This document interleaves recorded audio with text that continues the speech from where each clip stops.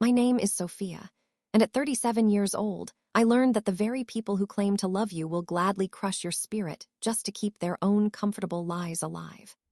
At our traditional Christmas family dinner, right in front of 14 extended relatives, my father pointed his shaking finger directly at my wheelchair and loudly declared to the entire room that they were done pretending I was broken, demanding that I finally get up. My mother didn't hesitate for even a single second. She walked straight over, gripped the black rubber handles, and rolled my chair into the dark hallway like a piece of worthless, unwanted trash. She turned around, looked me dead in the eye, and quietly told me to crawl if I had to, stating firmly that they were no longer going to feed my pathetic, attention-seeking act. The entire table erupted into cruel, echoing laughter, with my older brother Todd laughing the loudest, holding his wine glass high in the air as if he were enjoying a primetime comedy show at my expense. I didn't scream, I didn't shed a single tear, and I certainly didn't beg them to bring my wheelchair back. Instead, I calmly reached into my cardigan pocket, pulled out my phone, made one short clinical phone call, and set it face down on the crisp white tablecloth. Exactly 5 minutes later, my father's phone rang against the wooden surface. He picked it up with a smug, arrogant smile on his face, but merely 10 seconds into the conversation, that smile completely vanished from his lips. His face went pale, the color drained from his skin, his voice dropped to an embarrassed, desperate whisper, and he pleaded across the table, "Please, Sophia, please don't do this." They truly believed they had stripped a heavy burden from the room that night, having absolutely no idea that the daughter they mocked was the only invisible pillar holding their entire household together. Long before that horrific Christmas dinner, I was the person my father proudly referred to as his ultimate problem solver. Growing up outside Columbus, Ohio, in a modest 2-story house in Westerville with a narrow, cramped hallway and 3 steep wooden steps on the front porch, I was the daughter who read the appliance manuals, found the hidden plumbing leaks behind the water heater, and sat at the kitchen table, sorting through the mountain of unpaid bills my parents were too terrified to face. My father would place a heavy, warm hand on the back of my neck and brag to the neighbors over the wooden fence that Sophia had steady hands and could fix anything in this world.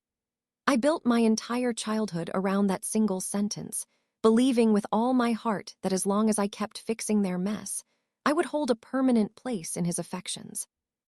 When I became a registered nurse at 24 and eventually moved into complex healthcare care coordination, the specialized field where you keep the moving pieces of critically ill patients' lives from colliding, my father bragged to everyone at church that his daughter kept an entire hospital floor alive single-handedly.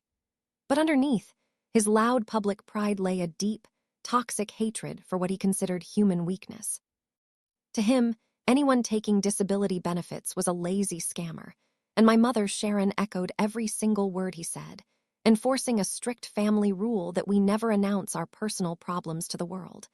We simply carried the hurt into another room and shut the door tightly behind us.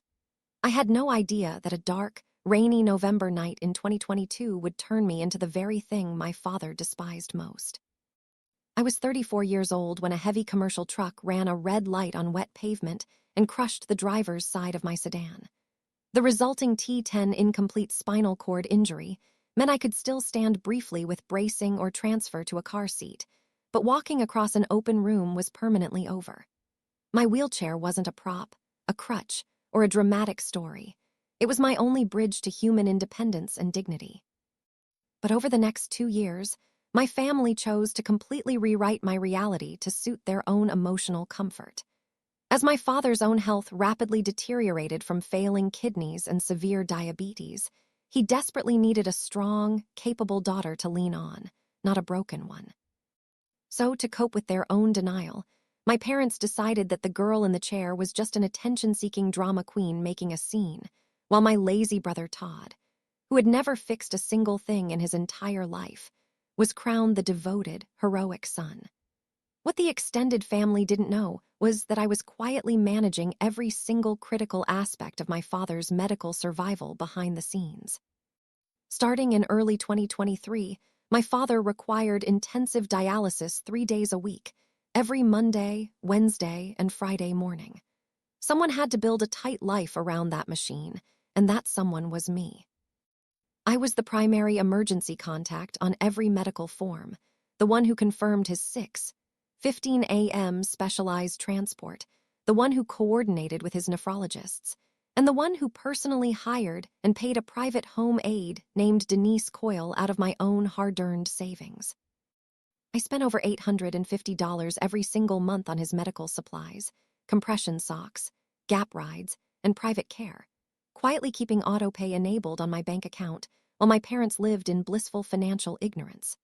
I even caught an early sign of fatal fluid overload one rainy Wednesday morning, calling the dialysis center in my work scrubs to adjust his treatment before he even got into the chair, effectively saving him from emergency hospitalization or worse. Meanwhile, Todd would pop in for 10 brief minutes, take a quick photo holding my father's frail hand for 80 likes on social media, and leave immediately. I tolerated their fake public narrative for 2 full years, foolishly hoping that my silent sacrifice would eventually earn back my father's pride and warmth. That heartbreaking illusion shattered completely on Christmas Eve. My parents' house was entirely inaccessible for someone like me, requiring a rickety folding ramp just to get my wheels through the front door.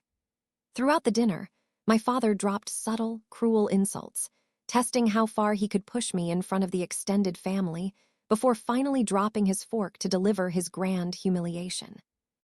Claiming he had worked 30 hard years on a bad back without sitting on a throne asking for public pity, he pointed at my chair and demanded I stand up and prove him wrong in front of everyone. When I calmly explained that my spine physically wouldn't allow me to cross the room, my mother stepped in without hesitation, rolled my wheelchair into the dark hallway, and told me to crawl like an animal. The room burst into cruel laughter. I kept my hands flat on the tablecloth to hide my violent shaking, took out my phone, and dialed the after-hours medical coordination line. In a clear, unwavering professional nurse's voice, I officially withdrew as my father's coordinator and emergency contact, effective immediately, instructing them to cancel all transport and private care until a new family contact was provided. 5 minutes after I hung up, my father's phone rang with the morning dispatch informing him that his essential 6:15 a.m. Boxing Day dialysis transport had been canceled because the primary coordinator had resigned. Reality crashed down on him instantly. Dialysis doesn't take holidays off, and without a coordinator, he had no way to reach the machine that kept his blood clean and his lungs clear. As he begged me across the dinner table in a trembling whisper, I turned to my Uncle Glenn, asked him to bring my chair back, transferred myself, and drove home into the quiet night. The next morning, the dominoes began to fall in fast motion. My mother panicked as she realized she didn't even know the account logins, doctors' names, or chair times for her husband's treatments. The private aide Denise refused to show up without confirmed pay. Unpaid medical bills began piling up at their front door, and Todd sent me a desperate text asking for the basic name and schedule of the dialysis center he had claimed to manage for years.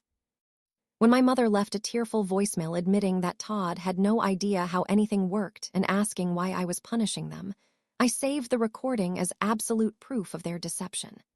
As the truth leaked into the extended family group chat, Denise, the aide, spoke up directly, confirming she had worked with me for 14 months and had never once met Todd. The fake image my parents had spent years carefully constructing completely collapsed under the weight of receipts, billing statements, and logbooks. Though Todd tried to hire a cheap cash driver to replace me, the lack of actual medical coordination led to missed rides, severe fluid retention, and near-fatal complications within days.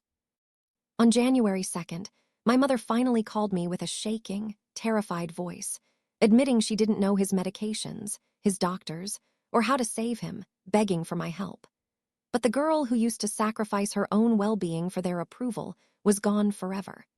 I provided the emergency services with his medical history as any responsible nurse would, but I permanently closed the door on being their silent scapegoat. If you believe that truth always finds a way to expose fake family members, and that karma eventually delivers the ultimate reality check, hit that like button right now. Have you ever had to walk away from toxic relatives who took your sacrifices for granted? Drop your personal thoughts in the comments below, as I read every single one. And don't forget to subscribe to Revenge Episodes for more incredible stories where real justice is finally served.